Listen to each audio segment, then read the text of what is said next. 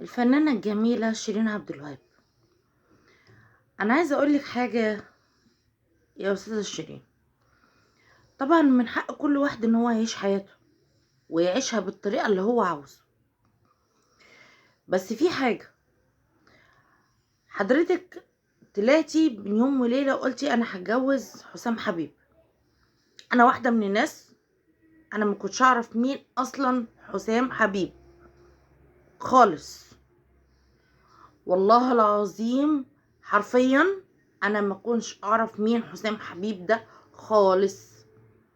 تمام، بس عارفة مين شيرين عبد الوهاب؟ عارفاه، نجمة مصر، علم من أعلام مصر، كروان مصر العربي،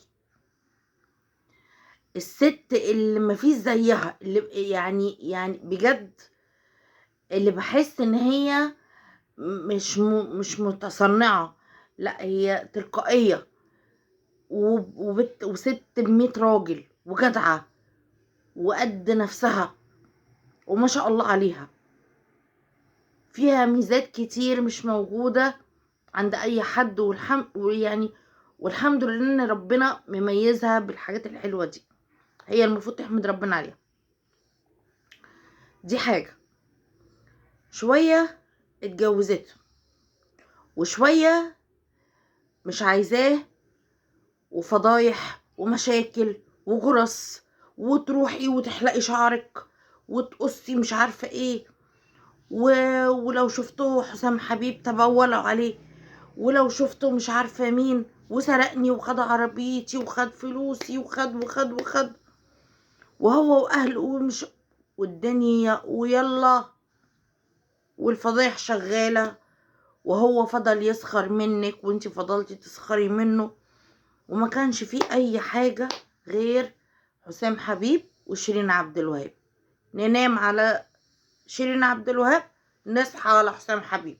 طيب تمام، معلش في الكلمة لحضرتك. هو انتي المفروض، انا دلوقتي اتطلقت، خلاص اتطلقت. إيه الصلة اللي بيني وبينه؟ هتكون حاجة من الاتنين، يا بيني وبينه شغل، يا بيني وبينه ولاد. طب الشغل مادام فيه انفصال يغور، انما العلاقة مثلا اللي بتبقى قوية شوية، اللي لو في بينك وبينه ولاد وما فيش بينك وبينه ولاد، معلش. طبعا اما اخوكي واهلك يعرفوا ان انتي قاعدة وجبتيه وقاعدين مع بعض وبتصوروا وبتشتغلوا والكلام دوت، حقه ان هو كراجل شرقي يغير على اخته ويغير على لحمه، ويمسكه ويجرجره ويشده ويقول له امشي من هنا، اتفضل اطلع بره. المفروض ان هو كان يخش مثلا ويلاقيكوا قاعدين مع بعض، او في ناس وفي حواليكوا شغل بتشتغلوا والحان والكلام دوت، بس ليه؟ ده انت عشانه جبتي شعرك زيرو، انت عشانه قصيتي شعرك وقلتي يلا في 60 يا داهية خدي الداهية، وفي 60 داهية. ليه تخليه يجيلك تاني؟ ليه تفتحي له الباب؟ ما قفلتهوش ليه بالضبة والمفتاح؟ ليه؟ هو انت مفكرة ان انت كده بتفتحي له الباب، يعني بتعززي؟ لا، انت بتهيني نفسك، وفعلا هنتي نفسك، وفضل مسيطر عليكي وعلى عقلك لغاية ما شهر الله أعلم. يعني الكلام اللي بيتقال ده صح ولا غلط؟ طبعا أنا أتمنى إن الكلام ده يبقى غلط، إن هو قال إن انتي كنتي بتتعاطي حاجات والكلام دوت وكده، وأنا أشك إن انتي تعملي كده. أنا أشك لأني أنا شايفاكي ست جدعة، بس ليه خليتي قلبك يتحكم فيكي بالشكل المهين ده؟ ليه يا شيرين؟ ليه والله العظيم؟ يعني احنا كلنا حزانة على اللي انتي عملتيه، وانا والله حزينة جدا على الموقف دوت، ومع ذلك عدى اللي عدى وخلاص.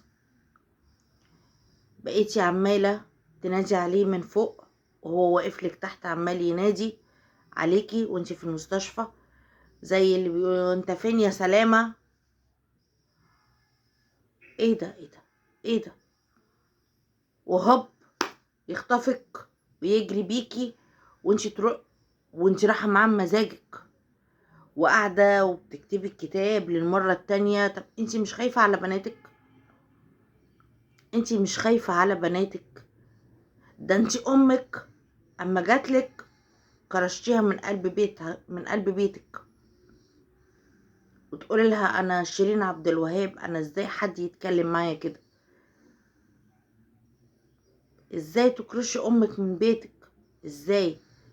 ده انا هو متجوزة وعندي عيال وعيالي بقوا طولي، وامي لغاية دلوقتي لو كلمتها كلمة اقسم بالله باللي في ايديها وبتحدفها عليا وبديها لها تاني.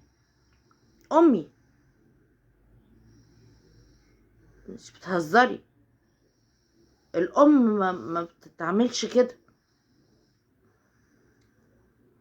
والست تعبت ودخلت المستشفى واعصابها تعبت وانهارت ومتضايقة عشان خاطر بنتها وليها حق، تقومي مكحلاها بقى وراحة كاتبة كتابك تاني. يعني احنا ما صدقنا ان انت خلعتي من الحياة المرهقة اللي انت كنت عايشاها واللي شفتيها. يعني ربنا يستر، ربنا يستر، ربنا يستر على اللي انت عملتيه في نفسك.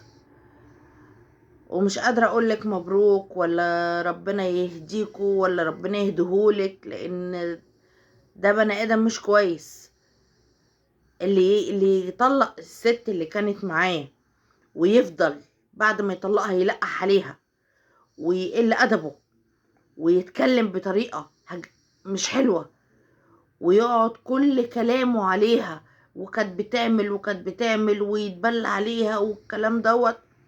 ده ما يتبكاش عليه، ده ما يتبكاش عليه، حتى لو راح قبره ما يتبكاش عليه. مش هرجع له تاني. يا ريت تحافظي على بناتك وتخافي على بناتك، لان هو دلوقتي يعني هو اذاكي. المرة الجاية الله اعلم هيأذي مين من عندك. فربنا يهديلك نفسك ويهديلك الناس اللي حواليكي. مش عارفة اقولك ايه.